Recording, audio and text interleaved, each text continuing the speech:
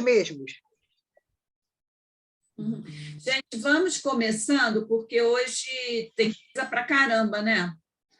Aí depois, conforme o pessoal for entrando, a gente vai... Nós mesmos, exatamente. Posso ir? Pode sim, Naide, por favor.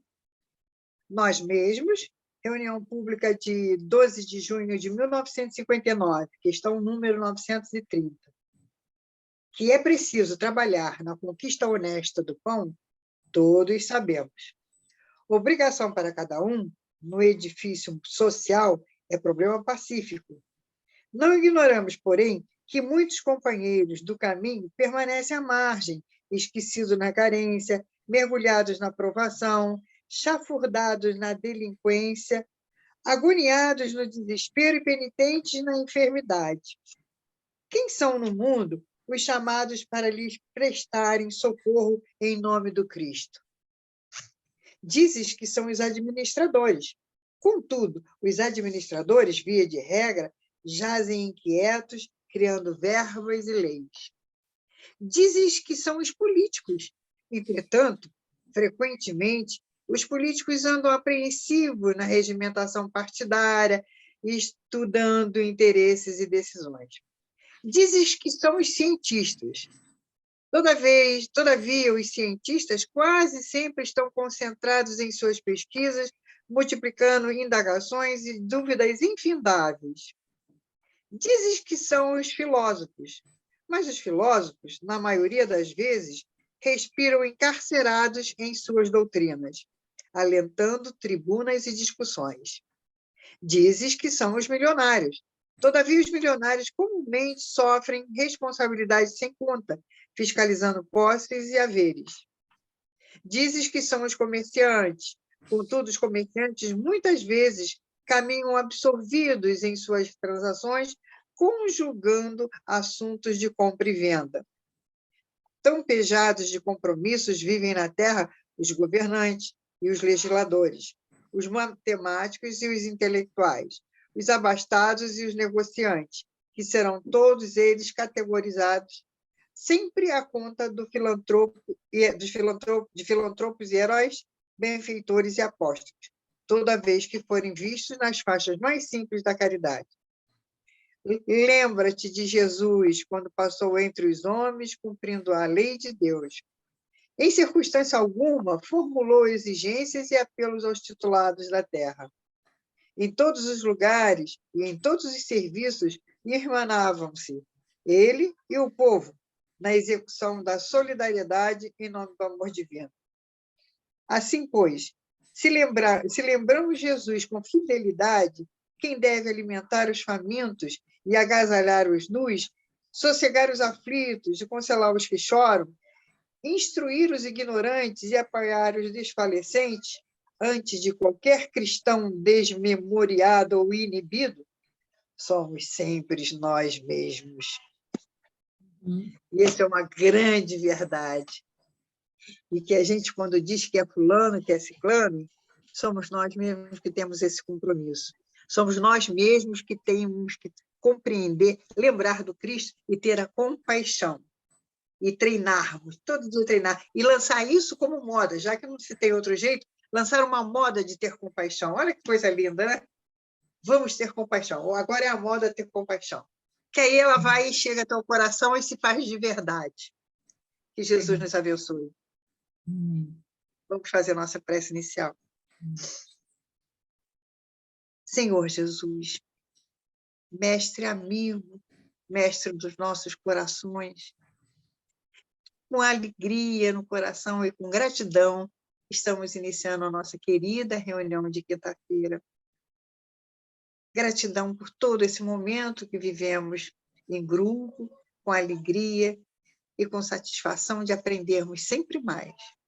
Mas, Jesus, precisamos de tanto, precisamos do teu amor, precisamos de todas esses amigos espirituais a nos cercarem, a nos induzirem para o bem e fortalecermos na proposta da vida, a verdadeira razão da existência.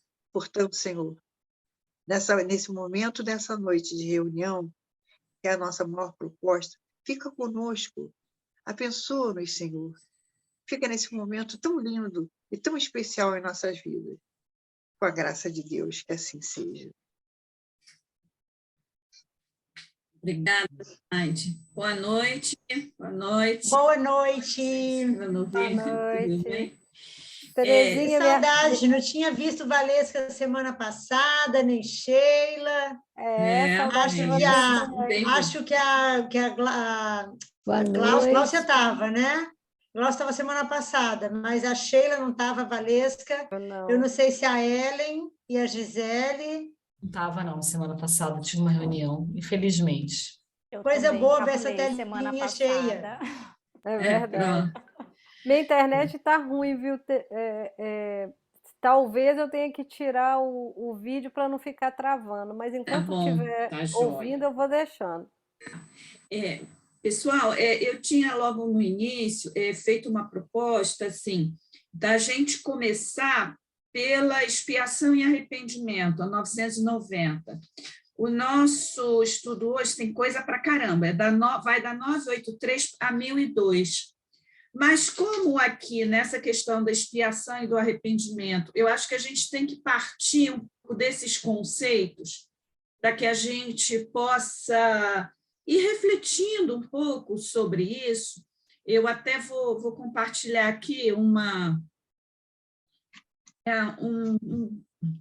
slide, acho que são 2 slides que eu tinha colocado no grupo, né, para a gente iniciar por aí. E aí depois a gente retoma as outras, que já parte do princípio, as perguntas, já parte do princípio que a gente já entendeu a questão da expiação, né? Então, vamos lá. Ok? Pode ser, gente? Ok. Tá joia, obrigada.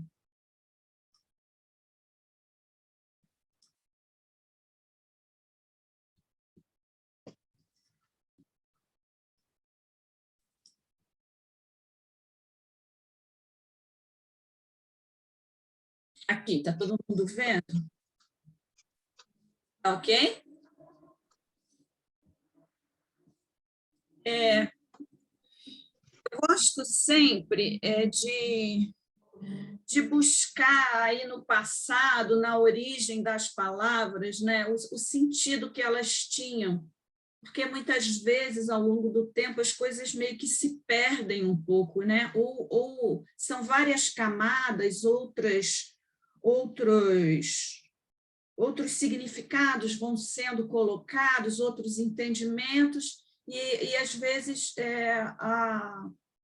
lá a essência se perde um pouco. E aí a gente vai começar por essa questão do arrependimento, porque é um ponto inicial disso aí, né? E lá no hebraico, eu só não vou saber falar essas palavrinhas aí, tá? Porque é uma sopa de letrinha. Mas vejam que no hebraico, a palavra arrependimento ela é formada por 2 palavras, que é muito comum na língua semítica, né? As línguas semíticas elas têm um pouco dessa característica, assim, de serem muito amplas e de terem sempre significados muito específicos, né? Então, é a junção de 2 palavras que significa entristecer-se e mudar de direção, a segunda. E a gente vai ver que essa mudança de direção ela já pega um pouco lá no pensamento grego, no grego, porque a palavra no grego já significa mudança de pensamento. Então, a gente pode, com base nisso, a gente pode pensar, e dentro daquilo que a gente meio que entende um pouquinho, né, raciocinando, e o que a gente vê na doutrina e vê que o arrependimento, na realidade, ele se dá, antes de mais nada, o arrependimento vem pelo estado de consciência. É na consciência que se dá isso. E depois a gente vai ver lá na 990 que os espíritos dão uma resposta um pouco parecida com isso, quando eles dizem que isso acontece quando você consegue diferenciar o bem e o mal. Então, é como se esse estado de consciência fosse, né, acionado, a gente pudesse perceber isso. Então, no caso de ter cometido uma ação equivocada, gera uma tristeza, mas, ao mesmo tempo, esse estado de consciência que pode gerar essa tristeza, digamos, pelo equívoco, pelo erro, mas ele não é um estado passivo, porque logo em seguida esse estado ele vai gerar pelo menos uma ação ainda dentro da nossa vontade, dentro da nossa psique, que seria o quê? O desejo de mudança. E é nisso que o grego coloca, na mudança de pensamento. E lá o povo hebraico e a cultura judaica já vai para além da mudança de pensamento, já fala numa mudança de direção, ou seja, numa mudança de ação. Então, a gente tentou sintetizar, dizendo mais ou menos que seria um estado de tristeza ocasionado pela consciência dos erros cometidos e que gera uma mudança de comportamento. Essa mudança de comportamento, é claro, em função dessa conscientização. Diga, João. Isso é só a metade do caminho, né? O caminho deve ser completado pela reparação. E, se necessário, Sim, até pela mas aí expiação. a gente está partindo... isso é o estopim, é o início. Né? Digamos assim, você está num processo, e até você chegar numa reparação, você inicia nesse coisa. E aí que a gente vai ver também nas questões ali, que Kardec vai perguntar sobre alguns espíritos que a gente acha que nunca vai se arrepender, que eles estão tão enfileirados no mal que parece que isso nunca vai acontecer. Né? Como que vai chegar a isso? Né? E aí ele que não é só, a questão é que o tempo se delonga mais, mas o processo vai acontecer. Vai acontecer. E é claro que alguns entram até numa própria expiação sem mesmo se arrepender. Né? Muitas vezes, aquele a quem nós ferimos não está mais no nosso radar. A vida nos levou para outros caminhos. É isso. Então, vamos reparar com outras pessoas. É isso, gente. E a gente sempre tem que ter em vista isso. Não é algo fechado. Não, as próprias respostas que os espíritos dão não é sempre assim. Não. Na maior parte das vezes, ou muitas vezes os espíritos dizem assim também, para que possais compreender, dentro da nossa limitação de entendimento acerca das questões e das coisas espirituais, eles respondem dessa forma. Né? Então, assim, é sempre deixando isso como, digamos assim, como uma linha, né? Uma linha de pensamento. Diga, Ana. Não, me ocorre que isso é tão bonito, né? Porque te dá a certeza da misericórdia divina, porque as pessoas não ficam presas, ao contrário do que se preconizou por tanto tempo, né? O fogo eterno, as expiações, as penas eternas, as pessoas não ficam presas umas às outras. Essa possibilidade dessa reparação não obrigatoriamente ocorrer com aquela figura, mas a reparação precisa ocorrer, mas pode ocorrer de outra forma.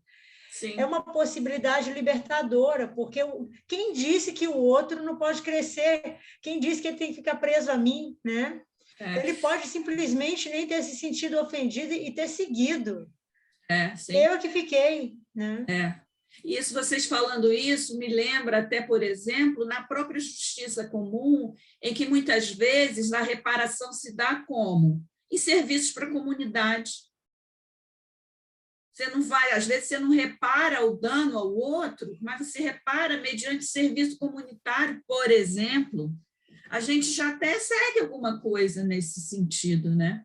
Sim, João, você levantou. É rapidinho, para não. Hoje o estudo está longo, super rápido. Tem aquela historiazinha dos dois monges que vinham caminhando e chegaram à beira de um rio e tinha uma mulher de vida duvidosa, digamos assim, à beira do rio, precisando atravessar. Um dos monges não nem conversa, bota ela em cima dos ombros, atravessa. E do outro lado do rio, ele deixa a mulher lá e continuam os dois o caminho até o monastério. E o outro que ficou olhando, falando no ouvido dele, falando: como é que você fez isso, aquela mulher impura, não sei o quê. Quando chegou lá no mosteiro, ele falou: olha, eu deixei a mulher lá na beira do rio, você trouxe ela até aqui. Então, é isso aí. Vamos lá. Aí aqui, a questão da expiação. Lá no original da palavra, olhem que interessante. Tem o sentido não de sofrimento só, mas tem o sentido de reconciliação, de pacificação, ou de um sofrimento compensatório de culpa. Tem vários sentidos, né, gente? Mas, assim, eu acho que sempre é bom, e aí é o tal negócio. Por isso que eu digo que, muitas vezes, o que acontece nos significados das palavras? Ao longo do tempo, se fixa só num e se esquece dos outros. Aqui é muito claro isso. A expiação, para a gente, quando a gente fala expiação, a gente só tem esse último modelo aí, sofrimento compensatório de culpa. E a gente esquece das outras. As palavras, elas são tão ricas, elas têm um sentido também de reconciliação, de pacificação. E, claro, e quando a gente vê lá no arrependimento que isso é uma questão interna nossa, a gente também já vai tirando fora aquela ideia de que é Deus que está me culpando. Na realidade, é um processo psíquico, emocional meu, porque a minha questão é não com esse Deus que a gente, né, trouxe culturalmente, mas com as leis divinas que nós estamos estudando ao longo do ano. É a quebra da lei que a minha consciência reconhece.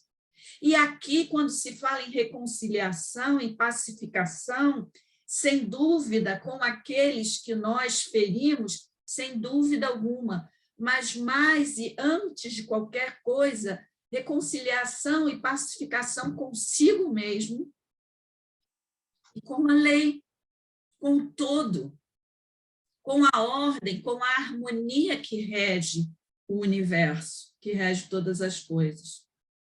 E aí, depois a gente vai para a palavra reparação, que é, né, o reparar, e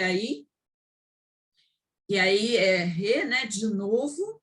E aqui, né, o expirare, ex, quer dizer completamente. Tá? E aí o pirare, que é reconciliar, pacificar. Então, é completamente. Não é algo nem... É completamente. E aqui o reparare, começar outra vez, preparar novamente. Ato de reparar ou consertar. Então, quando a gente entende que a doutrina traz para a gente uma das... dentro do universo da reencarnação, né? Essa questão educativa e também essa questão de reparação, de reconciliação, é bem legal, é bem legal. Então, para a gente começar também, quando pensar nisso, questão de expiação, porque o espírita leva muito isso também, gente, expiar e reparar no sentido sabe, de castigo, de sofrimento, não é o fogo do inferno, mas é uma encarnação horrorosa, cheia de dores e cheia disso. A gente tem isso no nosso imaginário. Arrastar corrente, né? Arrastar corrente, exatamente. Então, porque só ao longo tempo, as palavras foram perdendo um pouco da sua beleza original, né? Sabe? Começar de novo, preparar novamente, isso dá um sentido mais legal. Alguém quer comentar mais alguma coisa? Eu não estou vendo mais nenhuma mãozinha. Não? Então, vamos lá. Ok? Então, a gente fez essa introdução, até porque essas 3 primeiras perguntas, eu acho que elas vão muito nessa linha. Depois, algumas outras, ele já faz questões mais pontuais. Mas a 990, por exemplo, o arrependimento se dá no estado corpóreo ou no estado espiritual? Então, como a gente já viu aqui, que na realidade, esse arrependimento ele é um despertar da consciência, e a característica do espírito, seja encarnado ou desencarnado, é a consciência, então ela pode se dar tanto num quanto no outro. Tanto num estado quanto no outro estado. É claro que, como cada estado tem as suas peculiaridades, ela vai se manifestar, com certeza, quando você está desencarnado, um pouco diferente de quando a gente está encarnado. E isso também, essas variações ao infinito, gente. A gente também não pode dizer, é sempre assim, ou é sempre assado, né? Aí o que ele diz, no estado espiritual, mas também pode ocorrer no estado corpóreo, quando bem compreendeis a diferença entre o bem e o mal. Aqui está, porque aqui está a chave, que é o quê? A questão do despertar da consciência. E esse despertar da consciência, ele pode se dar no mundo espiritual ou ele pode se dar no mundo material, quando encarnados ou quando desencarnados. Ok? Aí vamos lá para a segunda, a 991. Qual a consequência do arrependimento no estado espiritual? O desejo de uma nova encarnação para se purificar. Ora, o que significa isso? O desejo de quê? De pacificação, né? Que a gente viu ali o desejo de reconciliação consigo mesmo, com a sua consciência e com o outro. O espírito compreende as imperfeições que o impedem de ser feliz e, por isso, aspira a uma nova existência em que possa expiar suas faltas.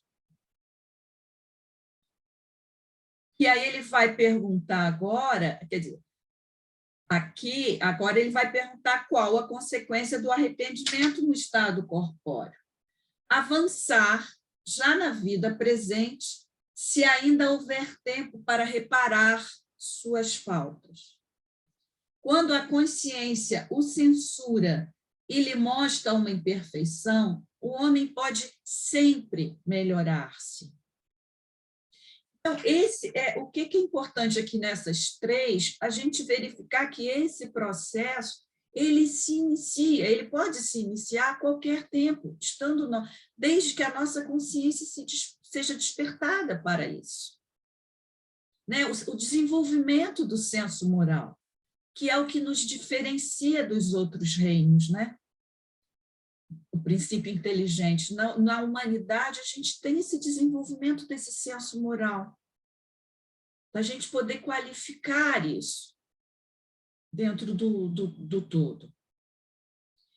Então, isso pode acontecer. Alguém quer comentar, fazer algum comentário, por favor? Tá compreensível aqui, gente? Tá? Eu acho que nessa sequência a gente consegue entender melhor.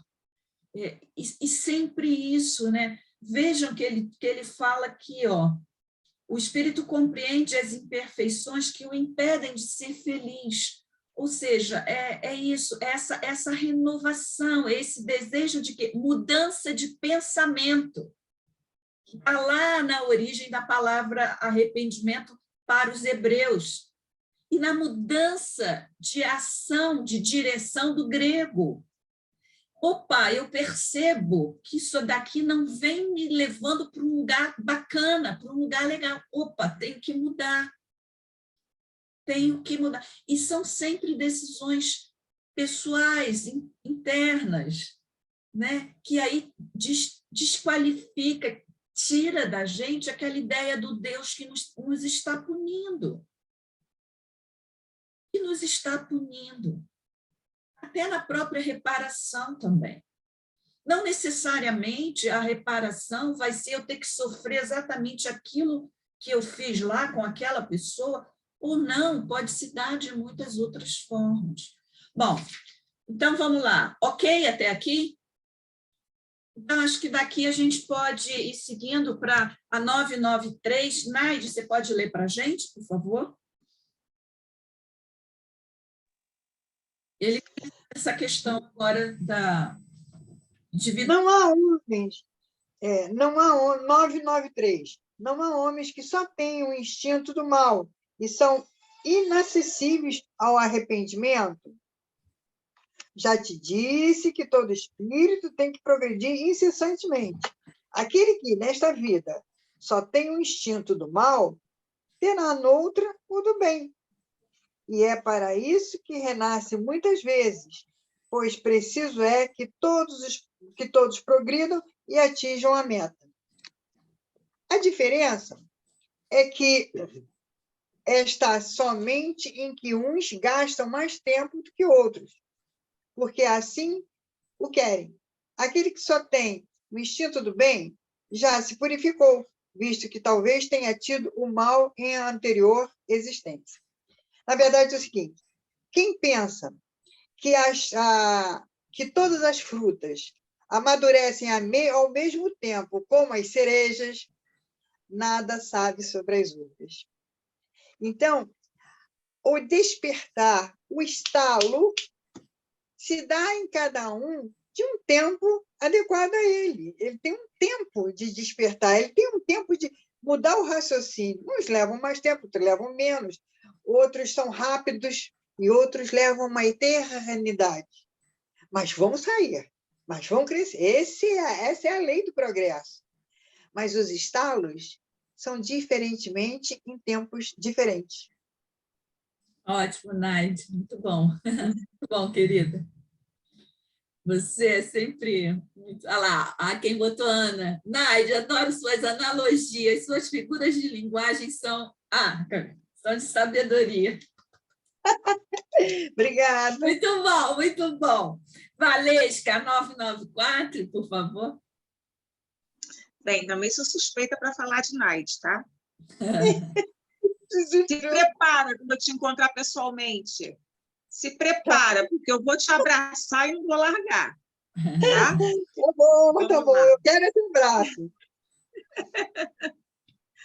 O homem perverso que não reconheceu seus erros durante a vida, sempre os reconhece após a morte? Sim, sempre os reconhece e então sofre mais, pois ressente-se de todo o mal que praticou ou de que foi a causa voluntária. No entanto, o arrependimento ele nem sempre é imediato. Há espíritos que se obstinam no mau caminho, apesar dos sofrimentos por que passam. Porém, cedo ou tarde, reconhecerão haver tomado o caminho errado e o arrependimento virá. É para esclarecê-los que os bons espíritos trabalham, que também vós podeis trabalhar. Uhum. Essa frase aqui, né? No entanto, o arrependimento nem sempre é imediato. Eu acho que a gente precisa ter isso assim, muito presente nas nossas consciências, tanto para a gente, quanto em relação ao próximo também. Eu me lembro, certa vez, eu estava sofrendo demais. Por força, eu não conseguia compreender o comportamento de uma determinada pessoa que era muito ligada a mim. E aí, num atendimento fraterno, a atendente, ela me disse uma coisa que eu jamais... Sabe assim? Ela deu aquele estalo na minha consciência. Ela ela me fez enxergar de uma outra maneira a situação. E ela disse assim para mim: você já parou para pensar que essa pessoa pode não mudar o comportamento dela nesta existência? Que aquilo que você imagina, que você gostaria que acontecesse, pode não acontecer nessa existência? Nossa, eu falei, meu Deus! E em relação a essa questão do arrependimento, eu vejo que isso é tão complexo, porque eu me vejo muito suscetível a várias questões em que eu já me arrependi e que posso me arrepender, das menores às maiores. Então, quer dizer, é, tem muitas situações, tem muita especificidade nisso para a gente ver o quanto a gente ainda é pequeno e precisa realmente crescer. E aí eu me lembro também de uma outra passagem que eu nunca mais esqueci. Em São Vicente, eu morava num apartamento de frente para o mar, e eu tinha adotado o meu primeiro filhotinho, né? O meu mais velho aqui, e saí com ele para passear. E vi na rua um outro cachorro. Quando eu vi outro cachorro, cachorro de rua, né, soltinho, eu fiquei com medo. E aí eu corri para o meu palácio para defender o meu de uma eventual briga que eu nem sabia se ia acontecer. Mas qual foi o meu instinto? Eu corri para defender o meu cachorro, porque eu julguei que aquele cachorro de rua poderia machucar o meu. E aí, no dia seguinte, eu vi que tinha um potinho de ração, né? Colocaram ali para o cachorrinho. Aí eu perguntei para o porteiro, colocaram aqui por quê? Aí ele me falou, não, por causa do cachorrinho que está perambulando por aqui, então os vizinhos colocaram um pratinho com ração, um pratinho com água para ele. Eu falei, meu Deus, como eu sou pequena, isso nem me ocorreu.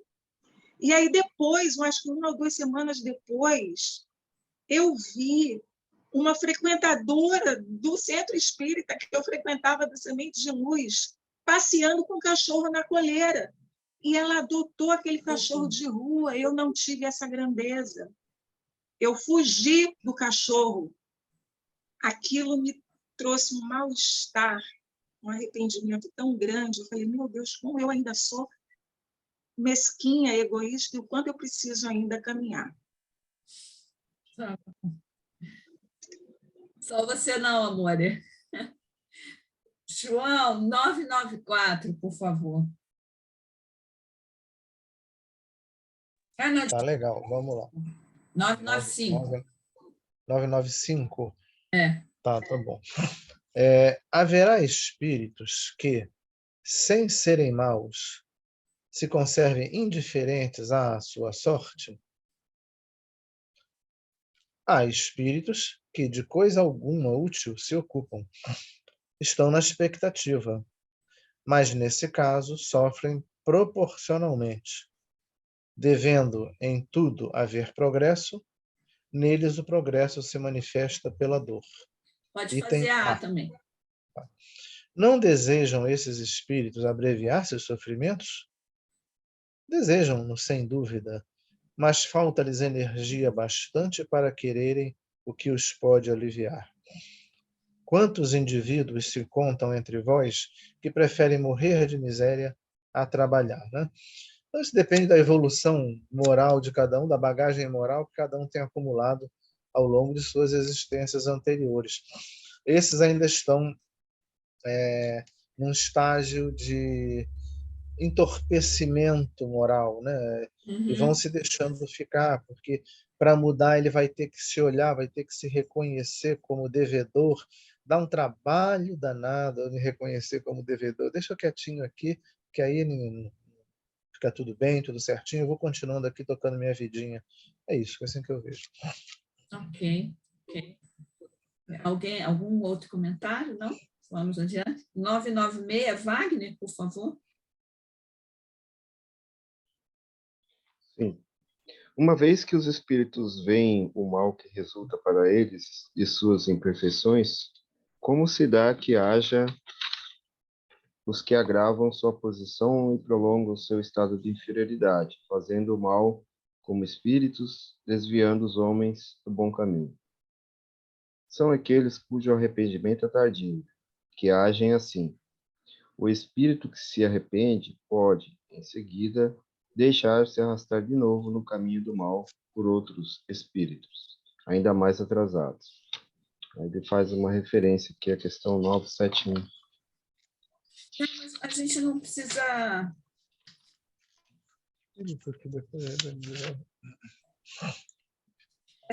Ele vai falar na 971 aquela questão que a gente já viu da influência dos espíritos uns sobre os outros, Sim. né? Sim, e a sim, gente sim. que se sabe, né?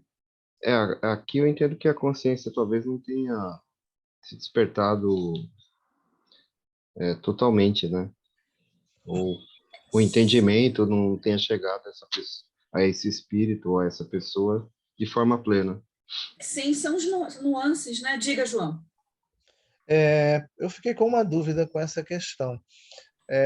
Espírito que, como diz na pergunta, depois de arrependido, ele volta a trilhar o caminho do mal, isso não seria uma negação da máxima que afirma que espírito não retrocede? Fiquei com essa dúvida na cabeça.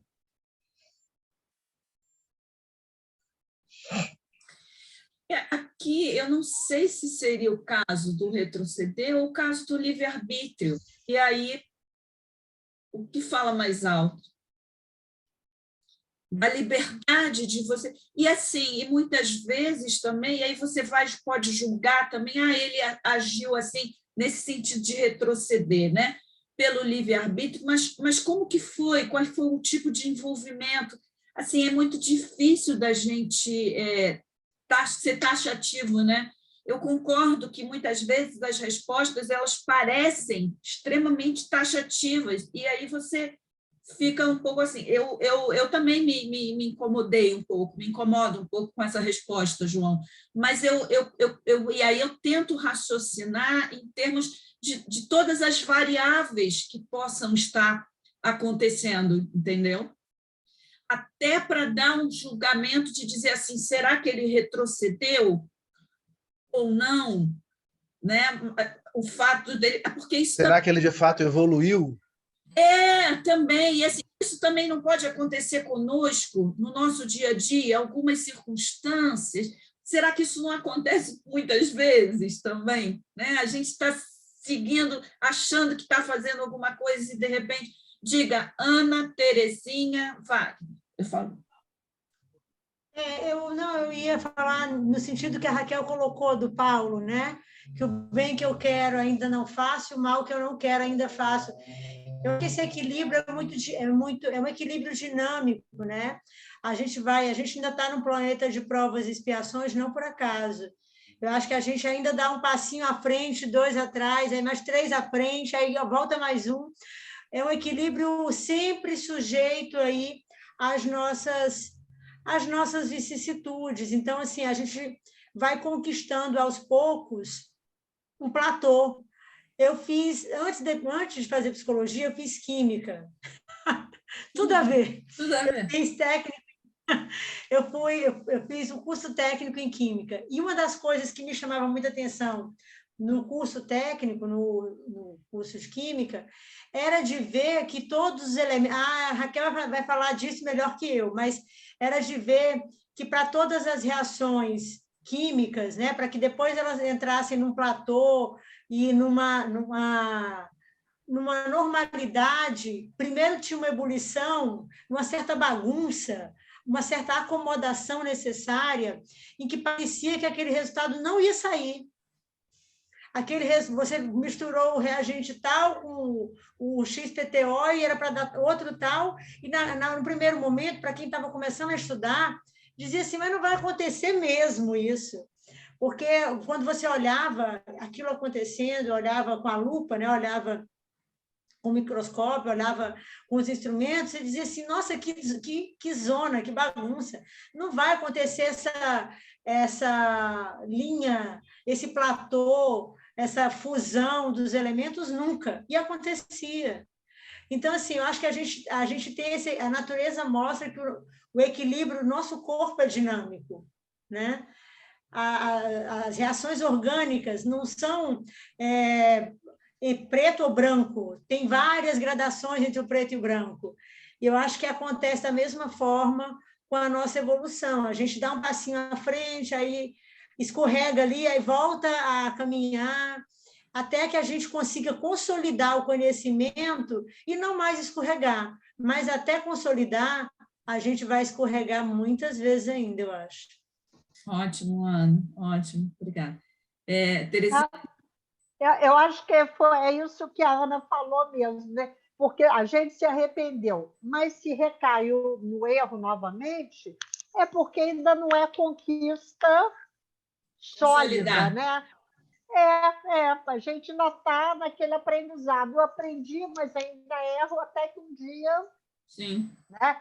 Como tem na codificação, amadurecimento do senso moral. A questão seguinte fala sobre isso também, me parece. Aí tá, já baixaram a mãozinha? Não tem mais mãozinha? Eu abaixei porque a Ana falou basicamente o que eu ia falar ótimo. também, e eu só ia citar um exemplo mais prático. Uhum. Daquela pessoa que às vezes cumpre uma pena, uma reprimenda aqui na Terra, de um crime que cometeu e erra novamente, e vem a se corrigir somente depois. Eu acho que é mais ou menos isso. Eu também abaixei a mãozinha, porque falaram tudo que eu ia dizer, eu já baixei a mãozinha. Eu ia falar da fragilidade. Isso aqui é Ô, Naide, eu lembrei de você agora, pensando numa outra casa espírita que eu frequentava. Eu sou de Fortaleza, né? E quando eu morava lá, na minha mocidade, tinha uma das pessoas, assim, uma das senhoras que era muito referência para a gente na casa espírita, que era muito parecida com você. Ela tinha muitas histórias e muitas analogias, assim, de muita sabedoria. E uma vez ela contou, né, que a gente reclamando na mocidade, auge da juventude, a gente reclamando, mas fulano fez isso de novo, não sei o quê, com a bobagem lá da arrumação do salão. Nossa, de novo ele fez isso, e a gente todo mundo irritado, reclamando. Aí ela falou assim, meus filhos, deixa eu dizer uma coisa para vocês. Tem um tempo que a gente gosta e se compraz e jogar pedra no telhado do outro, em quebrar vidraça. Aí depois a gente passa por amadurece um pouquinho, aí começa a dizer assim, acho que isso não é legal, mas ainda tem vontade de fazer.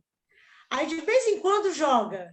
Aí vai chegar o dia que a vontade não vai mais ter, a vontade vai existir, mas você não vai mais fazer, não vai mais levar a cabo. E vai chegar o dia que você não vai ter nem a vontade, não vai fazer sentido para você. Então, vamos olhar em que estágio cada um de nós está. Acabou. Ninguém falou mais nada.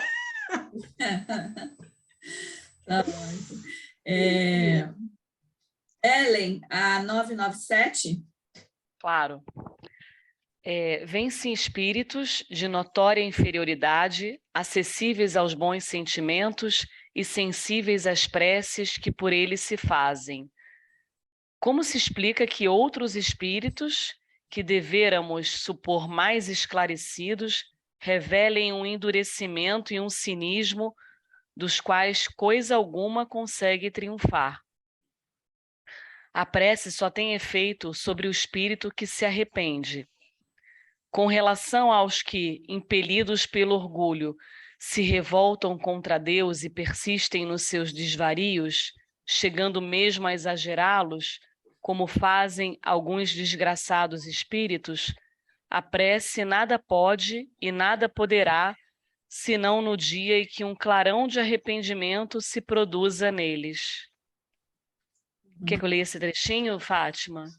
Sim, por favor. Gente, eu só vou estar acontecendo alguma coisa aqui que eu vou ter que sair. Tetê, você pode acompanhar? Está tocando aqui alguma coisa.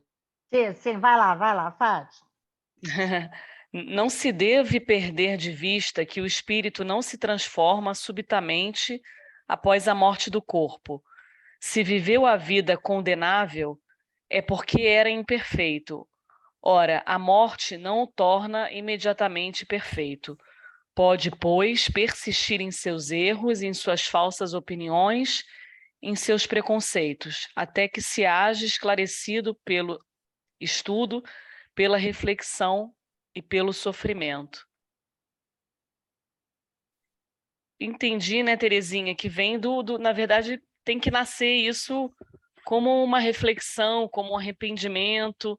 Essa barreira começa a ser quebrada através disso, né? Através dessa consciência, desse arrependimento, dessa reflexão. É o tempo, né, É o Ellen? tempo. É o tempo, a experiência que vai mostrando para a gente. É aquela coisa, às vezes a gente está vendo o erro do outro, mas a gente tem que passar por ele. Né? Então. E às vezes a gente vê um nosso, né, Terezinha? Eu lembrei, a Valesca deu o exemplo do cachorro, e eu lembrei de um exemplo que aconteceu comigo, que eu vou também comentar, se me permitirem. Eu estava voltando, acho que estava voltando da yoga, isso deve ter mais ou menos uns 2 meses. E tem uma pessoa, eu moro numa rua transversal, mas tem uma avenida, né? E eu voltando ali dessa atividade, um rapaz completamente perturbado, e ele se jogando na frente dos carros. Ele estava assim, e tem ônibus na rua, e aí eu tô só para a Valesca, que não é só com ela que acontece, eu também passei, Valesca. Eu fiquei tão nervosa que eu fugi da situação. E ele podia ter morrido ali, óbvio, né? Porque será que todos os carros param ali, os ônibus? E eu passei. E eu fiquei muito perturbada com aquilo. Gente, como assim? Como é que a pessoa espírita passa, não resolve nada ali, não fez nada, podia ter feito alguma coisa? Eu fiquei tão inconformada comigo, mas a gente tem várias experiências, né? Deu 2 meses depois, a mesma situação aconteceu comigo, aqui perto.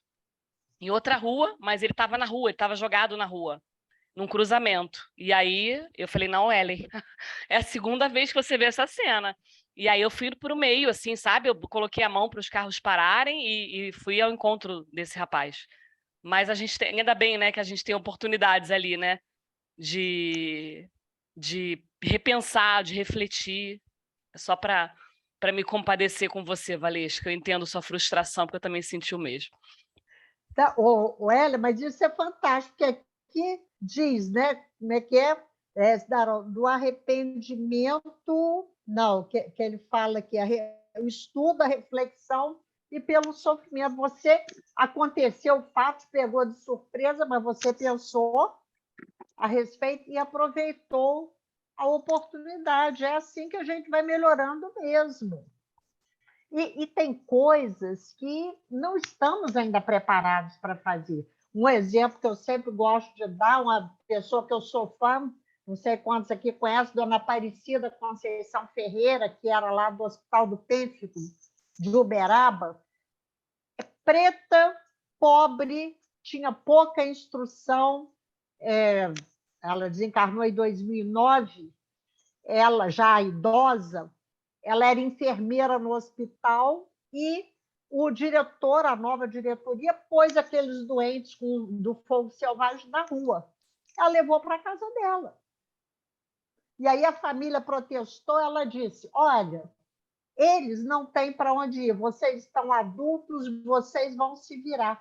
Então, esse exemplo que você deu, eu fico pensando nisso, eu não faria isso. Então, são os nossos estágios, né? O que nós já podemos fazer.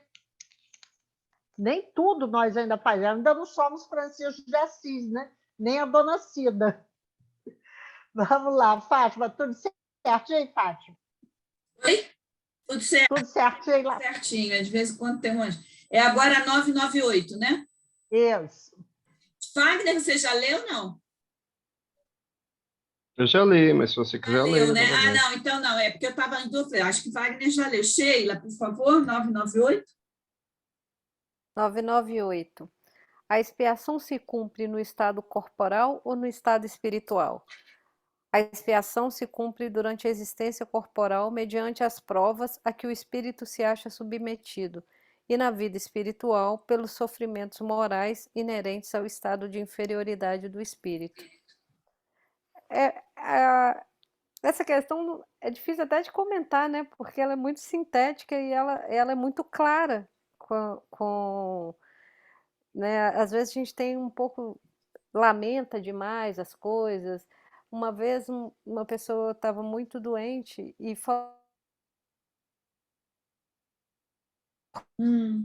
Acho que ela caiu, tá ruim falei, eu a entendo seu internet. sofrimento. Oi, a gente não te ouviu, Sheila. Eu acho que é por causa da tua internet. Tenta tirar a imagem. Deixa eu tirar o vídeo. Um pouquinho, é. Ok. Melhorou?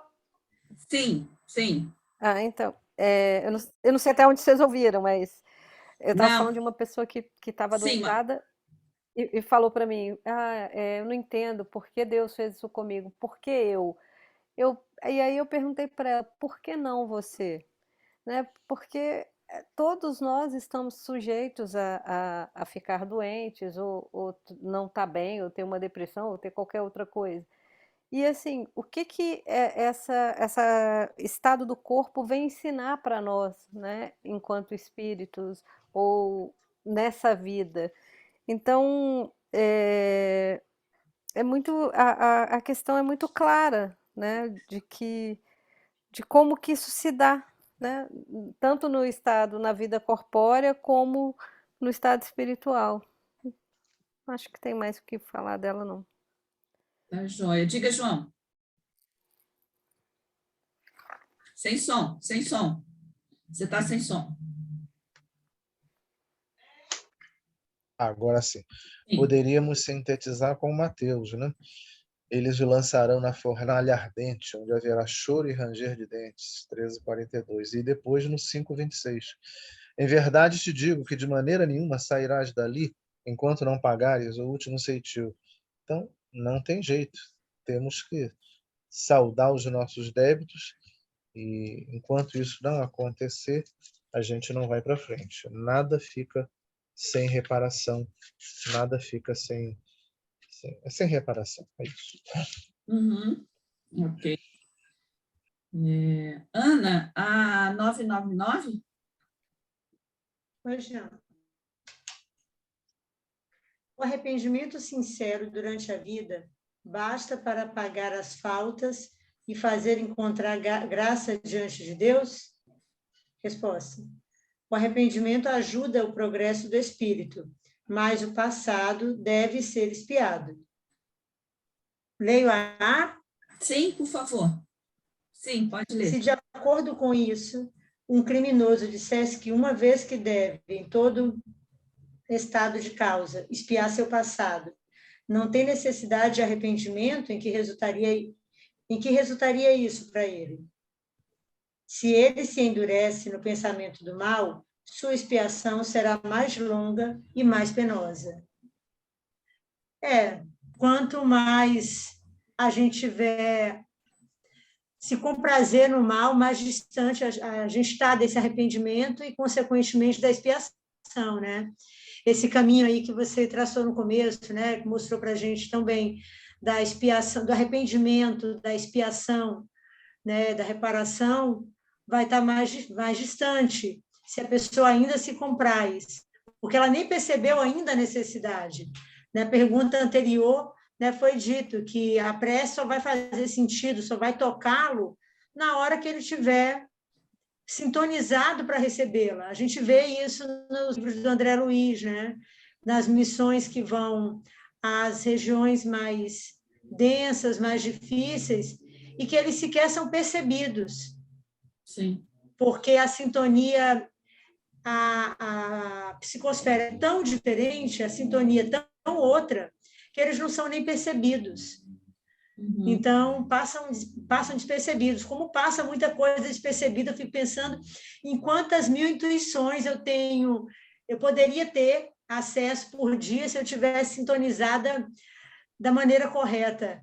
Né? E aí, Valesca, assim como a Ellen, eu acho que todos nós temos nossas histórias aí para lembrar. Nossa, eu lembrei de um caminhão, infelizmente, eu não lembrei, a sua história despertou em mim, não foi uma lembrança, foram muitas, de tantas vezes em que eu me senti pequena, e olhei e falei, meu Deus, e aí a primeira coisa que me vem, toda vez aqui, e assim, isso não é uma vez só, né? Infelizmente não foi uma única ocorrência, a primeira coisa que me vem é que muito será cobrado a quem muito foi dado. Aí eu falo, meu Deus, eu não tenho benefício nem da ignorância. Como é que eu deixei passar? Como é que eu, né? Então, assim, eu entendo essa sensação que a gente tem de, muitas vezes, de estar caminhando, de estar retrocedendo, mas, ao mesmo tempo, é saber que essa conquista, até ser sedimentada, é um processo ainda doloroso, ainda difícil, Sim. porque a gente está começando a ter consciência, né? É mais difícil ainda, porque a gente começa a despertar e começa a se incomodar, esse incômodo também é bom. É. E a consciência ela vai mais para o erro, né? A nossa consciência ainda do bom ainda não chegou tanto, né? Então a gente fica mais no erro, esse é o problema. A gente acaba não desfrutando ainda da consciência limpa e pura, né? Mas também é o caminho, né? Gisele, por favor. Sim. Podemos nós, desde esta vida, resgatar nossas faltas? Sim, em as reparando. Mas não creias as resgatar por algumas privações pueris ou doando depois de vossa morte, quando não tereis mais necessidade de nada. Deus não tem em nenhuma conta um arrependimento estéril, sempre fácil e que não custa senão a pena de se bater no peito. A perda de um pequeno dedo trabalhando apaga mais faltas que o suplício da carne sofredora durante anos, sem outro objetivo que si mesmo. Aí ele faz referência aqui a uma outra questão, e o mal não é reparado senão pelo bem, e a reparação não tem nenhum mérito, se não atinge um homem, nem em seu orgulho, nem em seus interesses materiais. Lê a 726, que ele faz referência, Fátima? Vamos até o final, Gisele, por favor, porque... Ele faz depois referência a outras duas, né? Tá bom. De que lhe serve, para sua justificação, restituir depois da sua morte o bem mal adquirido, então que se lhe torne inútil e que dele se aproveitou? De que lhe serve a privação de alguns prazeres fúteis, de algumas superfluidades, se o mal que ele fez a outro permanece o mesmo? De que lhe serve, enfim, se humilhar diante de Deus, se conserva seu orgulho diante dos homens? Antes de você só comentar, essas referências são sempre com relação a esses sofrimentos que nós nos impusemos, nós nos impomos. Tá? Lá na 720, a questão daquelas privações voluntárias, porque a gente é muito chegado a isso, né? A criar essas coisas assim para resgatar 1000 promessas, esfolar joelho, andar de não sei quantos quilômetros, e por aí vai. Vai, Gisele, por favor. Eu costumo pensar, isso aqui me remete, né, uns outros estudos que eu fiz, voltados para lidar com pessoas, que fala sobre as desculpas tranquilizadoras. Então, quando eu cometo algum erro, eu, para mim mesmo, encontro uma desculpa que me tranquiliza e justifica aquele meu erro. E aí, por que eu trouxe... o que isso tem a ver com o que a gente leu? Muitas vezes eu vou ali e faço uma doação, porque aí, né, me tranquilizo, eu fiz a minha doação, eu dei uma cesta básica, eu fiz uma limpeza aqui no meu armário, nada do que me era mais útil, eu fui lá e doei para a igreja, né? Eu faço uma doação mensal para algum lugar e com isso eu já, né, ponho a minha consciência tranquila. E, na verdade, embora faça isso, não que isso não seja importante, esse ato ele é um ato mecânico. Ele não é um ato de coração, ele não é um ato que me faz refletir o quanto que em mim eu posso, de fato, modificar a mim e a sociedade e o outro ao meu redor. Então, na hora que esse ato, de fato, ele dá esse clique, né? Eu olho para mim e aí eu paro, talvez, de ter tantos supérfluos, eu paro, talvez, de simplesmente dar uma cesta básica, mas vou lá, paro, converso, dou atenção, me proponho a fazer uma outra atividade que realmente eu vá me doar de corpo e alma, não só materialmente, aí eu acho que a gente tem esse ganho. E aí eu acho que isso também traz uma outra questão que é muito presente para nós. Eu vou na casa espírita ou eu vou na igreja no domingo para mostrar para a sociedade que eu sou uma pessoa que crê em Deus, que tem alguma religiosidade, mas que, de fato, essa religiosidade ela não está, né, dentro de mim ainda, ela só está aqui na casca. É isso. É aquilo a gente voltando, né? Eu acho que lá para a origem isso é fundamental. Significa mais, né? Não a mudança de pensamento e em decorrência dessa mudança de pensamento, uma mudança de direção. Ou seja, uma mudança de ação, de atitude, daquilo que é isso, né, Gisele, que você colocou. Porque a gente fica nessa coisa do externo, né? Dessa reparação externa, para o outro ver, para o inglês ver. Mas que dentro, o que é isso? Né? Para mim mesma, diante do mundo, diante da realidade. Né? 1001, Raquelzinha, por favor.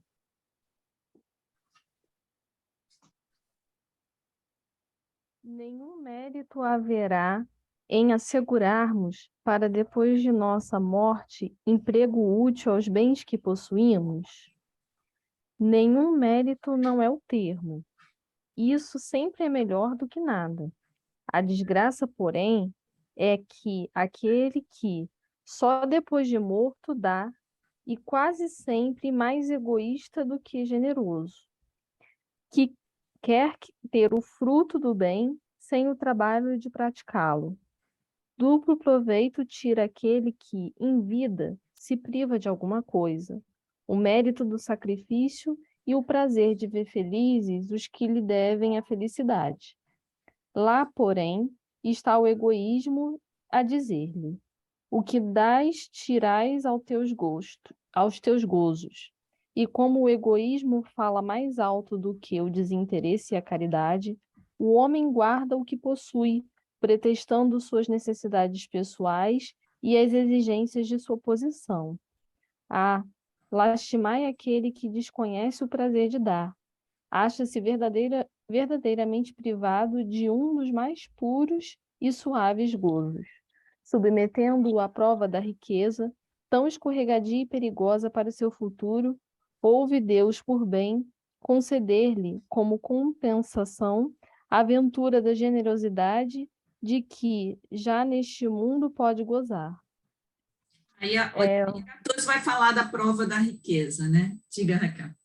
Eu acho que já foi a fala da Gisele, foi a introdução um pouco dentro dessa questão. Enfim, né? Atire a primeira pedra, aquele que não tem pecado. Isso aqui é uma questão bem difícil, né? A gente ainda carrega dentro da gente bastante egoísmo, mas eu acho que só o fato da gente também já doar um pouquinho, ainda que do nosso supérfluo, né? Se a gente fizer isso com carinho, com amor, eu acho que já é uma evolução, né? Ao que tange a mim, eu ainda não consigo ter esse desprendimento de doar tudo aquilo que eu tenho, mas já procuro fazer o pouco que eu faço com carinho. Então, um dia eu chego lá. Ótimo. A 1002, Fabíola, por favor. E, João, desculpe, você está levantada? Desculpe. Não... Rapidinho. É o óbolo da viúva, né? Sim. É o óbolo da viúva. Não deve ser confortável. Claro que a gente não vai sair dando tudo que tem, mas é como quem falou, eu acho que foi a Gisele. Então, se doe com trabalho voluntário, com alguma outra coisa. Mas você, se for muito confortável, se não te incomodar muito, então isso aí não tá. Esse não é o óbolo da viúva. Esse é o fariseu que dava aquele saco lá para o templo e aquilo não fazia falta nenhuma para ele. Tá bom. Fabíola, 1002, por favor. Sim. Que deve fazer aquele que, em artigo de morte, reconhece suas faltas quando já não tem tempo de as reparar? Basta-lhe, nesse caso, arrepender-se? O arrependimento Só um instantinho, Fátima e Fabiola. No meu também está artigo de morte. Aí eu ponho É. a hora da morte. O que é em artigo de morte? Né? Eu acho Eu também vi assim. isso. É a hora da morte, Chamou né? atenção. É verdade. A hora da morte. Então, é a resposta. O arrependimento lhe apressa a reabilitação, mas não o absolve.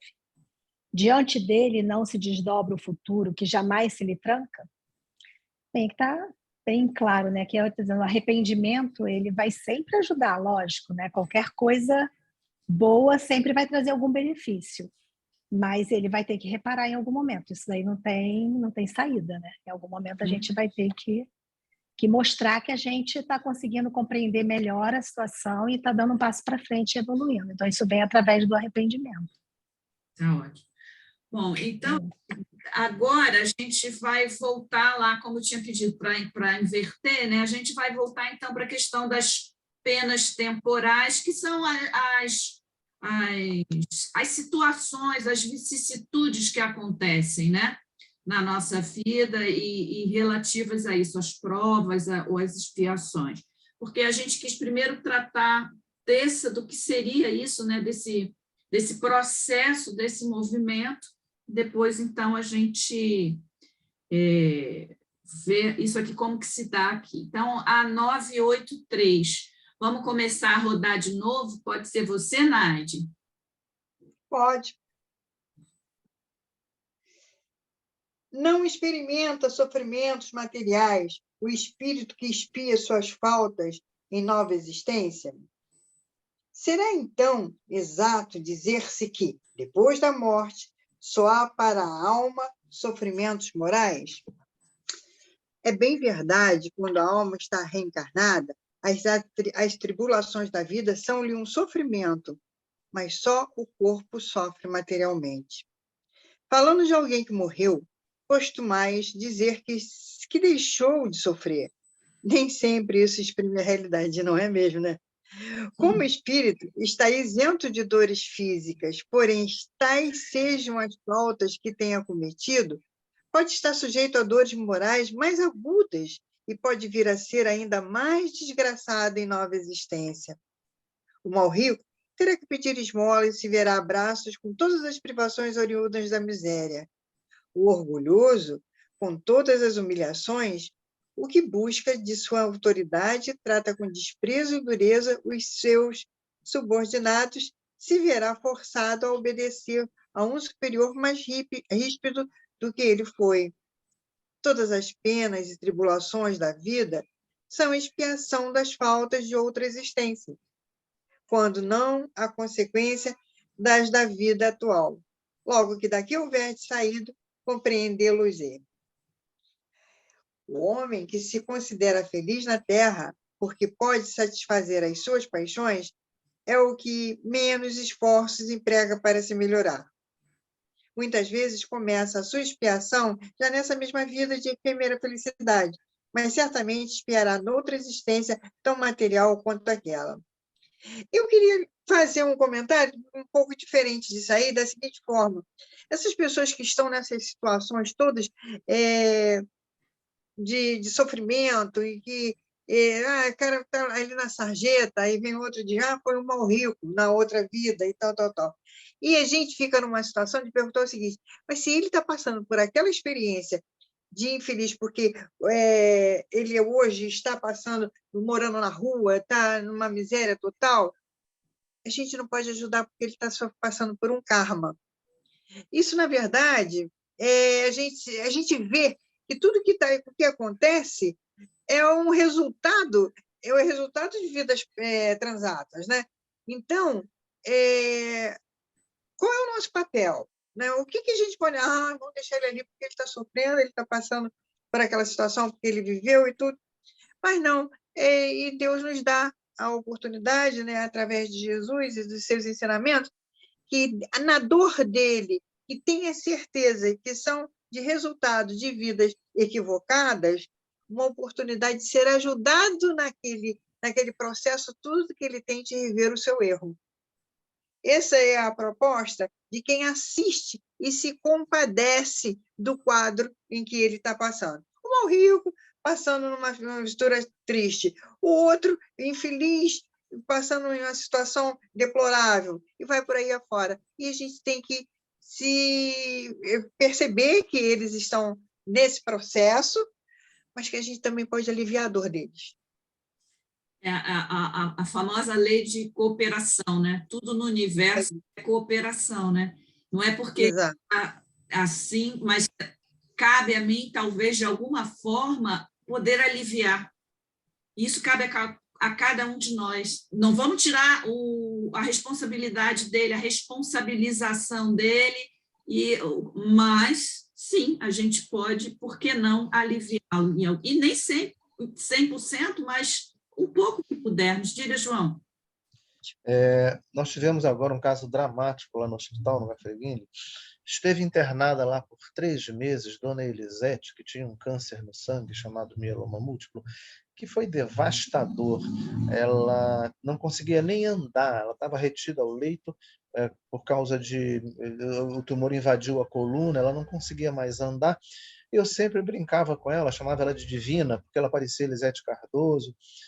E depois de 3 longos meses, nós conseguimos dar alta para a Dona Elisete. Montou-se lá uma estrutura na casa dela, os familiares, amigos, vizinhos, finalmente, depois de muito tempo, conseguiram montar um esquema para recebê-la. Pois muito bem, ela chegou em casa, na mesma noite a casa dela pegou fogo e ela morreu. E perdeu tudo, a casa foi embora. Ficaram ao léu o marido e a filha. E aí houve uma mobilização no hospital para ajudar essa família. Ora, eu andei conversando com algumas pessoas com quem eu tenho abertura para conversar isso e disse, olha, Deus, como eu sempre digo, Deus escreve certo por linha certa. Acho que Dona Lisete pagou, fritou o karma dela com a doença e Deus foi, entendo que tenha sido misericordioso, porque ela iria passar momentos difíceis de privação, é uma pessoa desfavorecida socialmente, então acho que Deus ficou com pena. Agora, os familiares que ficaram têm os seus próprios débitos. Então, não cabe a gente julgar, é o que estava sendo dito aí, né? Não cabe a gente julgar, houve uma mobilização para ajudar essa família, porque é o que nos cabe fazer. Sim, né? aliviado. Diga, Tetê. Não, essa é uma questão interessante, mas a gente lembra sempre que nem sempre a pessoa está ali por débitos, por qualquer coisa assim. A gente vê expiações terrestres no céu e inferno, que era assim, aquela última encarnação para passar pela prova da humildade, como o Conde Max, o Marcel, menino do número 4, todo retorcido, todo aleijado, desde pequeno, a família abandonou e o médico se encantou com ele pela inteligência dele.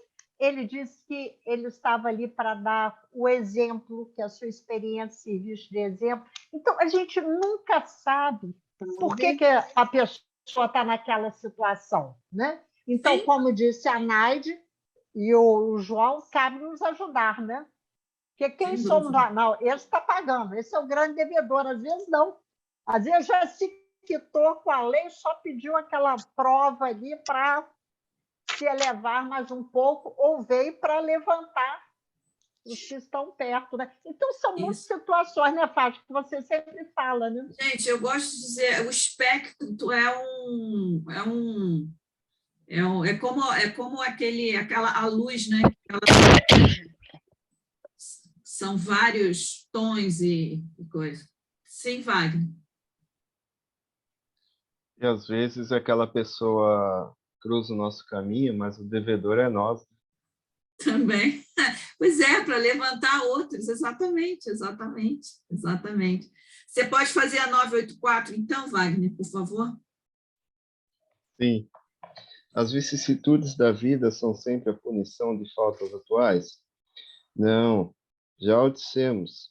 São provas impostas por Deus ou escolhidas por vós mesmos no estado de espírito, e antes da vossa reencarnação para expiar as faltas cometidas em uma outra existência. Porque jamais a infração às leis de Deus, e sobretudo às leis de justiça, fica impune. E se não é nesta vida, será necessariamente em uma outra.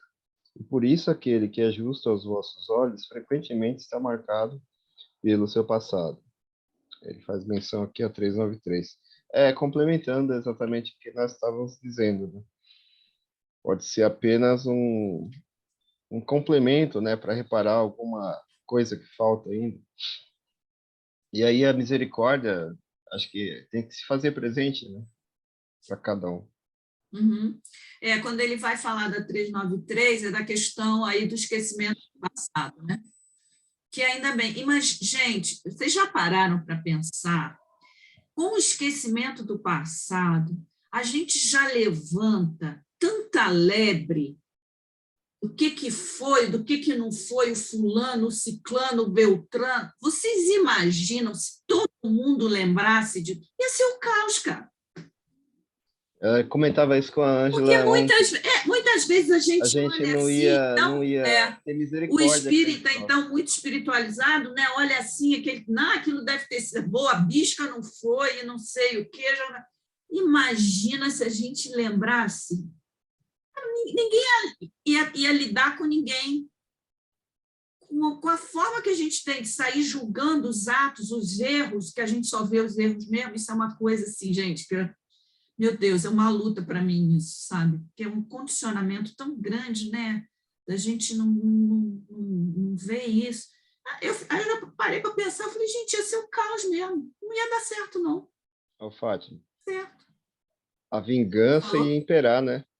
Nossa, isso é uma loucura. Uma loucura, gente. Uma loucura. 985, Ellen.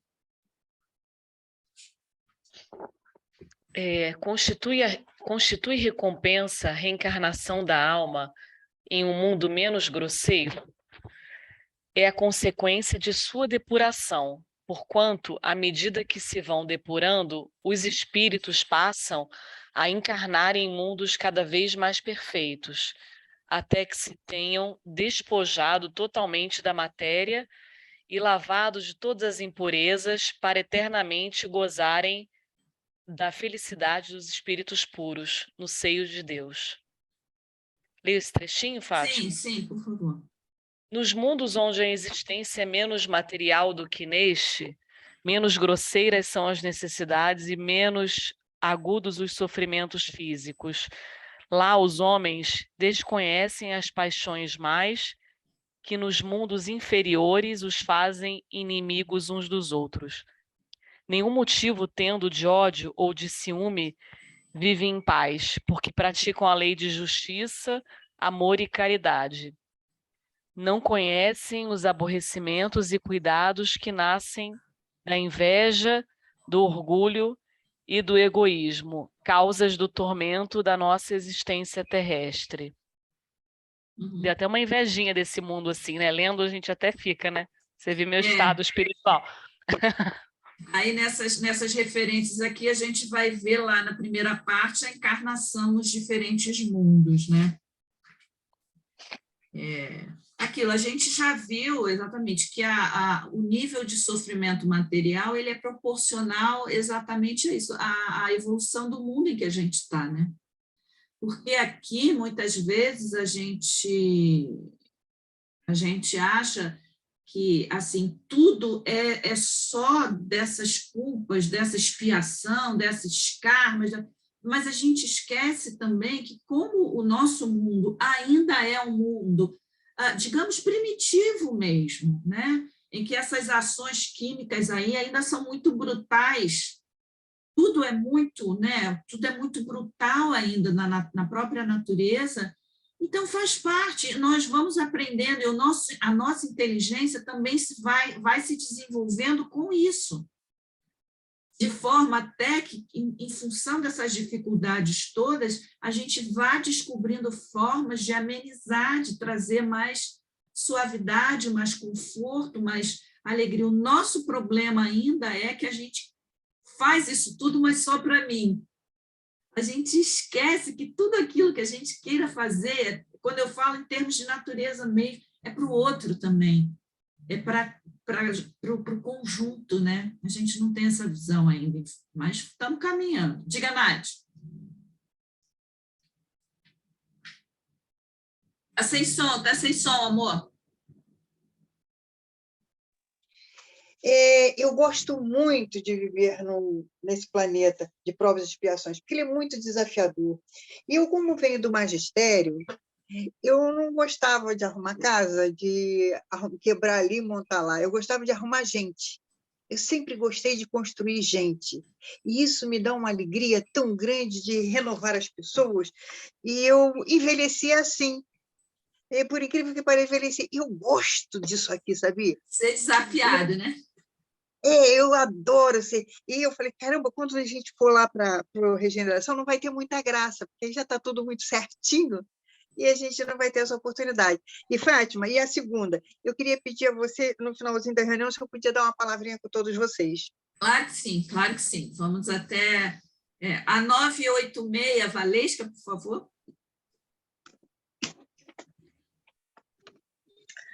O espírito que progrediu em sua existência terrena pode, às vezes, reencarnar no mesmo mundo? Sim, se não concluiu sua missão. E ele próprio pode pedir para completá-la numa nova existência. Mas então, para ele, não será mais uma expiação. Uhum. Ok. Bom, acho que não precisa muito comentário nessa, né? 987, João? Ok. 987, vamos lá. Que sucede ao homem que, não fazendo o mal, também nada faz para libertar-se da influência da matéria? Resposta: pois que nenhum passo dá para a perfeição. Tem que recomeçar uma existência de natureza idêntica à precedente. Fica estacionário, podendo assim prolongar os sofrimentos da expiação. Acho que é aí que se encontra a maioria de nós, né? Eu mesmo, pelo menos, me reconheço perfeitamente nessa categoria aí, por um bom pedaço da minha vida, né? Em que magoei muitas pessoas, embora não com a vontade de magoar, mas por egoísmo não prestava atenção no que estava fazendo, né? E tem aquela sensação falsa de que nós somos bons, né? Não, eu sou muito legal, não faço mal a ninguém. A gente está cego e paralisado num conforto egoísta e a gente não move uma palha em prol do semelhante. Ok. A 988 é Ana? A Naide está Não, ou ela esqueceu? levantada. Levantou de novo, Naide? Não. Eu não sei tirar. Ah, tá bom. Não sei tirar. Tá bom. Mas fica levantadinha que depois, no final, você vai falar. Então, já está levantadinha. Vai, por favor. Não, eu lembrei, João, a questão que você leu, eu lembrei da música do Lulu, né? Quando você falou que a gente se acha muito bom. Lulu Santos fala, não desejamos mal a quase ninguém. Quase ninguém. É verdade. 988. Há pessoas cuja vida se escoa numa calma perfeita. Há pessoas cuja vida se escoa numa calma perfeita, que não têm necessidade de nada fazer para si mesmas. Estão isentas de cuidados. Essa existência feliz é uma prova de que elas nada têm a espiar de uma existência anterior? Conhece-as muito? A resposta. Acho ótima a ironia, às vezes, dos espíritos. Sim. Ah, bom! Então você vai por dentro delas e conhece demais o que vai no interior delas. Ah, entendi. Se o crês, enganas-te. Frequentemente, a calma é aparente. Podem ter escolhido essa existência, mas quando a deixam, percebem que ela não lhes serviu ao progresso. E então, como preguiçoso, lamentam o tempo perdido. Sabei bem que o espírito não pode adquirir conhecimentos e se elevar, senão pela atividade. Se adormece na negligência, não avança.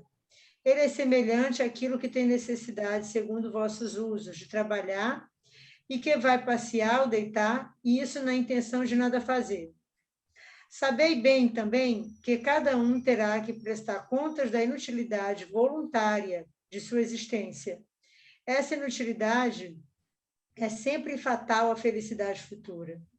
A soma da felicidade futura está em razão da soma do bem que se fez. Da infelicidade está na razão do mal e dos infelizes que se tenham feito. Eu acho que é tão claro, né? Não precisa muito comentário, não, porque tá mostrando para a gente, olha, a grama do vizinho é mais verde sempre, né? Nossa, mas como ele é feliz? Será que não tem nenhum débito? Vai lá calçar o sapato dele, vestir a roupa dele, vai saber o que se passa por dentro, né? Exato, exato. E a última, então, para a gente encerrar hoje, a 989. Gisele, você pode fazer para a gente?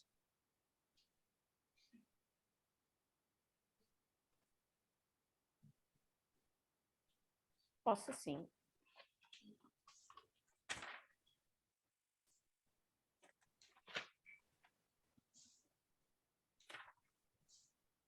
Há pessoas que, sem serem positivamente más, tornam infelizes todos aqueles que as cercam pelo seu caráter. Qual é para elas a consequência? Resposta: essas pessoas seguramente não são boas e o espiarão pela visão daqueles que tornaram infelizes. E isso será para elas uma censura. Depois, numa outra existência, suportarão o que fizeram suportar. Essa questão aqui, ela me deixou um pouco na dúvida, porque qual é a minha interpretação? Ele usa aqui, né, nessa versão que eu tenho do livro, ele usa o termo sem serem positivamente más. A pessoa é aquilo que acho que a Raquel colocou, né? O bem que eu faço, que eu gostaria, eu não faço, o mal que eu não gostaria, eu ainda faço. É uma questão, né, possível interpretar aqui. Uma outra é... olha só, eu estou vendo que ele está ali se afogando, eu sei nadar, mas eu vou deixar ele se afogando assim mesmo porque ele é merecedor, né? Ele não é muito legal, não, ele merece, né, se afogar ali e se virar. Porque eu não consegui definir exatamente o que é uma pessoa positivamente má ou uma pessoa não positivamente má. Porque, assim, uma coisa... Eu provoco um sofrimento sem ter a clareza que estou provocando aquele sofrimento. E a outra coisa é eu provoco esse sofrimento não deliberadamente, mas assim, eu tenho clareza que a minha falta de ação também provoca aquele sofrimento. Então, assim, eu fiquei com várias nuances aqui de interpretação e não cheguei a um consenso, né, na minha cuca aqui sobre como olhar isso. No final, a única coisa que eu concluo é assim, é um pouco a primeira fala, né? O bem que eu gostaria de fazer eu não faço, mas o mal que eu não gostaria eu ainda continuo fazendo. Não sei se é uma das minhas desculpas tranquilizadoras para a falta de condições de interpretar muito bem essa questão ou não, mas aí partilho com vocês, né, para a gente tentar evoluir aí nesse item. Não, é exatamente essa forma como você falou, Gisele, ela é muito coerente, porque ela não é de fácil interpretação, isso daqui. Embora não sejam realmente mais, há pessoas que, embora não sejam realmente mais, tornam infelizes em virtude do seu caráter todos os que as cercam. Eu acho muito forte aqui o todos que as cercam, porque o resto, eu me incluo nisso aqui. Porque nós não somos 100% bom, nem 100% mal, e ao longo do caminho, é aquilo que é Paulo, né? O querer o bem está em mim, não, porém, o realizá-lo. O bem que eu quero, eu não faço. O mal que eu não quero, esse eu ainda faço. Quer dizer, isso é um paradoxo, é uma coisa que ele diz assim, olha, eu quero fazer o bem. Ele começa essa fala dizendo assim, eu quero fazer, mas ainda não. Então, assim, é realmente Aqui, diga, Raquel, depois... Ih, tem uma opção de mãozinha levantada aí. Ixi, mãe, Raquel, Ana, João... O João lá no finalzinho. levantou primeiro, aí depois eu, depois a Ana. Quem levantou primeiro, João? Ah, é que eu não vi, eu estava... Muito rápido. João. Muito rápido, eu nem vou falar, hoje eu não vou ler parábola para abrir tempo para a Night, então eu vou abrir mão da parábola, mas eu queria dizer sobre o que Gisele estava falando e sobre o que você também falou agora, Fátima, lembrar um verso daquele que para mim foi um Deus encarnado aqui, Dorival Caymmi, e que dizia: o que dói profundamente é saber que, infelizmente, é aquilo que a gente não quer. Foi a Ana. Ana. Não, é que eu achei também, fiquei incomodada com todos, né? Porque é atribuir muito, não sei se é um erro da tradução, o quê?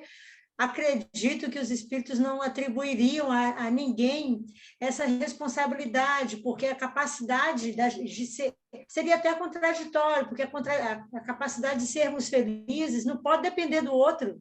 Como é que tem alguém que consegue eu sou tão suscetível, eu entendo que no estágio que eu estou, eu ainda sou suscetível, mas dizer que alguém tem o poder de tornar todos infelizes ao redor, eu acho que exato.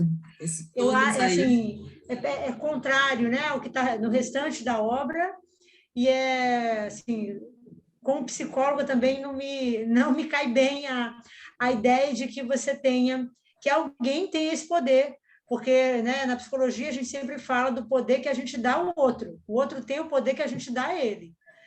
Né? Então, a coisa da dependência afetiva, inclusive. Sim. Não acredito que esse todos aí se aplique muito, não. Diga, Raquel. Então, na verdade, eu já interpretei de uma forma totalmente divergente que dos legal. meus amigos.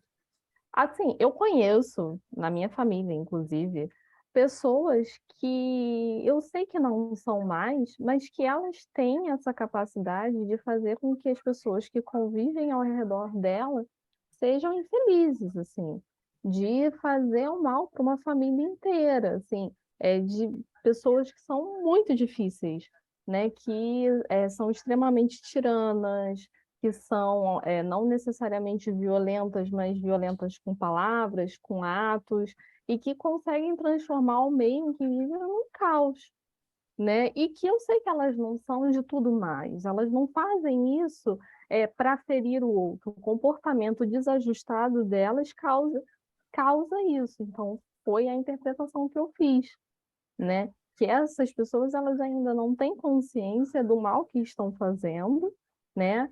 Mas que certamente, futuramente, quando desencarnarem, numa outra existência, elas vão conseguir enxergar tudo aquilo que fizeram, né, ao seu redor, né?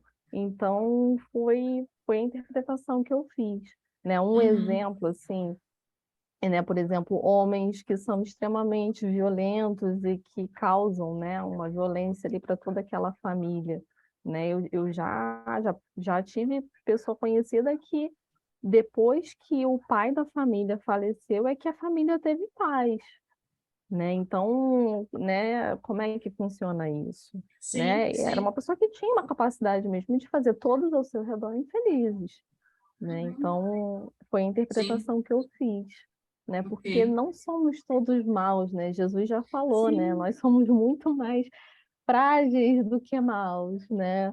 Então, essa é a minha interpretação. Ótimo. Bem interessante, bem legal. No contexto familiar, realmente, isso às vezes é bem comum até. Bem comum. Pronto, Naide. Alguém mais quer algum... Não? Então, Naide, a palavra é sua, querida. Eu peço desculpas, porque, na verdade, eu vou pedir um favor. E eu prometo que na próxima semana, essa eu aprendi a levantar a mão, mas na próxima eu aprendo a desativar a mãozinha. Eu sou lenta, mas eu consigo chegar. Eu estou com uma dificuldade. É o seguinte, eu vejo que o João é médico, que a Ana é psicóloga, tudo, mas, na verdade, eu queria uma orientação de espíritas mesmo. Eu recebi minha família um espírito autista. Minha neta, com 1 ano e 2 meses, apresentou o quadro de autismo. E eu nunca lidei com autismo, não sei como lidar, não sei, não conheço, não sei a razão do espírito reencarnar como autista.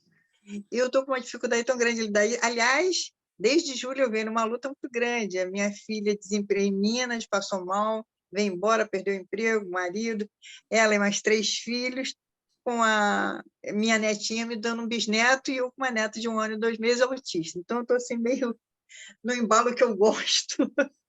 Mas eu não sei o que é autismo. Eu não sei se alguém pudesse me ajudar e dizer o que é, que espírito é esse, meu Deus. Nós não sabemos, ainda não sabemos. Existe muito estudo com autismo, inclusive a Maria, eu vou pedir para ela te procurar, tá? Ela estuda isso, ela vai te ajudar um pouquinho nisso aí.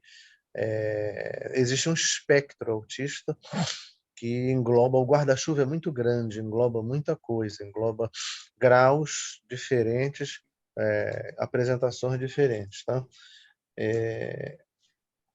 Eu não tenho conhecimento sobre isso, eu não sei falar muito sobre isso, não. Mas acho que muita gente não sabe, até porque o que se vê de criança aí entupindo, de médico, de psiquiatra entupindo Ritalina nessas crianças é um absurdo. Entupindo de remédio, hipermedicando crianças que não precisam de medicação. São apenas espíritozinhos diferentes. Mas eu vou pedir para Maria te procurar, te dar uma ligada, ela vai saber te dar uma orientação bacana e creio que também a Ana possa te orientar. Muito obrigada, João. João, eu ia falar exatamente isso, né? A primeira coisa é que 1 ano e 2 meses é uma idade muito precoce para um diagnóstico, né? Porque é um diagnóstico diferencial, não tem exame para diagnosticar autismo. É um diagnóstico clínico, que leva tempo, e que é feito mal, na maior parte das vezes, por exclusão. Então, assim, a gente pode conversar bastante depois sobre isso, mas tem realmente, infelizmente, tem uma urgência de muitos médicos de medicalizar, de colocar um rótulo, né, e medicalizar. E, às vezes, algumas pessoas realmente estão dentro do espectro autista, que é um espectro amplo, como disse o João. Tem pessoas que você nem imagina, mas que são autistas. O Messi, o jogador Messi, está dentro do espectro autista, né? Ele é Asperger, que é o espectro a parte mais leve do espectro. E tem outros.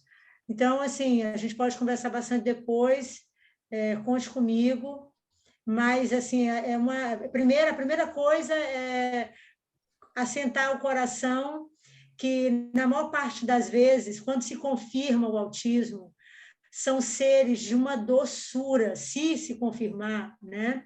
De uma doçura, de uma afetividade, de uma inteligência fora do comum.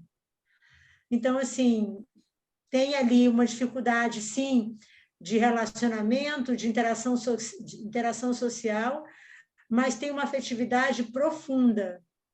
Então, são coisas distintas aí para serem vistas. Mas 1 ano e 2 meses, eu volto a dizer, é muito pequenininho, é muito difícil o diagnóstico nessa idade. Muito obrigada, Ana. Olha, nós tivemos um painel de férias sobre as obras do Hermínio Miranda e a Delfina fez um trabalho muito bom sobre autismo. De repente, a Ana é psicóloga também, né? Ela pode até também conversar com você. Muito obrigada, muito obrigada. Eu vou agradecer muito, me ajudam muito nessa nova empreitada. Eu fico muito agradecida. E eu vou ser bisavó. Fátima. Menina, parabéns! Olha, lembrando uma coisa que eu já fiz referência aqui, que o Haroldo Dutra disse, que uma vez ele estava baixo, mas estava arrasado. Uma pessoa chegou para ele e disse assim: você está malzão, né? Está sofrendo a beça. Tô. Reza por mim. Ele falou: mas eu estou precisando que reze por mim. Não. A pessoa, quando está nesse estado, ela é a mais indicada para fazer uma oração, porque aquilo vai sair do fundo dela. Então, sugiro que a Naide faça a nossa prece final, mas a Fabíola tinha levantado a mão. Tudo Não, bem. eu só ia falar que eu vi já várias entrevistas e lives do Divaldo e do Chico, né? Falando sobre essa questão. De repente ela pode procurar isso também no YouTube para conseguir entender um pouquinho mais. Era isso. Tá ok. Nossa, eu já anotei aqui bastante coisa e agradeço muito o carinho, o amparo que vocês me deram, porque eu estava completamente analfabeta. Nesse assunto eu sou realmente leiga, não sei. E eu agradeço muito a palavra carinhosa de todas vocês. Tá? E vamos à luta. Agora tem que correr, tem que lutar para a gente saber e fazer a coisa certa, né? E esse negócio de remédio é muito ruim, né? Você dá remédio e você a causa do espírito é outra e a gente está dando remédio, dando remédio. Isso aí é muito complicado e eu não consigo aceitar muito bem, né? Tem que ter razões, provas suficientes para que ele possa tomar um remédio sério. Mas é um bebezinho ainda, ela só tem aqueles sintomas de andar na ponta dos pés, grita muito, chora muito, não fala, e já está no início. E eu sei que a partir dos 2 anos que vem o diagnóstico, mas ela já tem todo esse quadro. Ela ontem estava no hospital internada, e a gente está atravessando, e eu queria saber o mais rápido possível para poder trabalhar o mais rápido possível também. Naide, só mais uma coisa, não esquece que a gente está saindo de um período pandêmico. Essa criança nasceu no meio de tudo isso. A interação social dela foi muito prejudicada. Ela ficou restrita à família, né? Isso prejudica muito o desenvolvimento da fala, o desenvolvimento motor, o desenvolvimento geral. Tem muitas crianças sendo diagnosticadas com hiperatividade, com TDAH, autismo, uma febre disso, e são só crianças que ficaram reclusas durante 2, 3 anos. Para uma criança de 1 ano, ficar 1 ano reclusa é a vida toda. É. Naide, falar só uma coisa para você, amore. Não se preocupe tanto com o conhecimento. Primeiro chamado é o de amar. Ama só. Ama. E esse conhecimento vai vir dos laços de amor que vão ser estabelecidos. Fala para você, amor, para tirar esse teu coraçãozinho aí, não se preocupe em querer conhecer, saber. Ama. Isso você pode fazer. E é por isso que está aí. Chegou para você. Porque você tem capacidade de amar e de vir a conhecer através do amor. Tá bom? Tá bem. Muito obrigada. Muito obrigada. E a prece eu que faço? Sim. Tá. A nossa chefe já falou. A gente... Hoje foi um momento muito especial para mim, muito alegre com as palavras do Emmanuel. Eu estou me sentindo assim muito, muito alegre, com o coração muito exultante. Não há menor dúvida, com preocupação, é lógico, mas estou com o coração exultante e agradecida, muito agradecida por mais essa oportunidade de trabalho que eu tenho. Jesus querido, como eu te disse no início da nossa reunião, a nossa prece é de gratidão. Em especial, Senhor, eu te agradeço por tudo que recebi na noite de hoje, por tudo que todos nós recebemos nessa noite. Obrigado pelo grupo, obrigado pelo Lar de Teresa, obrigado por essa oportunidade que eu tive ímpar de receber as manifestações, os ensinamentos, as dicas, as orientações. Eu precisava sim. E te peço, Senhor, que toda essa bênção que eu recebi recaiam sobre todos nós, as bênçãos que foram derramadas nessas horas tão felizes que tivemos. Obrigada, Senhor. Obrigada. Fica conosco, hoje e sempre, com a graça de Deus. Que assim seja. Gente, boa noite. Boa para noite. Boa noite, todos. turma. Boa noite, Beijo pessoal. grande Beijos. para Que vocês. vontade Boa de te noite, boa abraçar, semana. Naide. Beijo, Que Naide. vontade de te Beijo, abraçar. Sinta Naide. meu abraço bem Um apertado abraço aí. gostoso, Nath. Um abraço gostoso nesse teu coração. Um abraço. Fica Boa tranquilo. semana. Tem amor suficiente aí. Tem amor suficiente aí, pode ter certeza. Obrigada, gratidão. Me acolhe, beijo. Ney. Conta com a Tchau. gente. Esse sempre. Obrigada a neném você. não Tchau, veio tchau, parar aí por pessoal. acaso, como disse a Fátima. Beijo, tchau. Já é nosso esse neném. Vou mostrar para vocês. Beijo.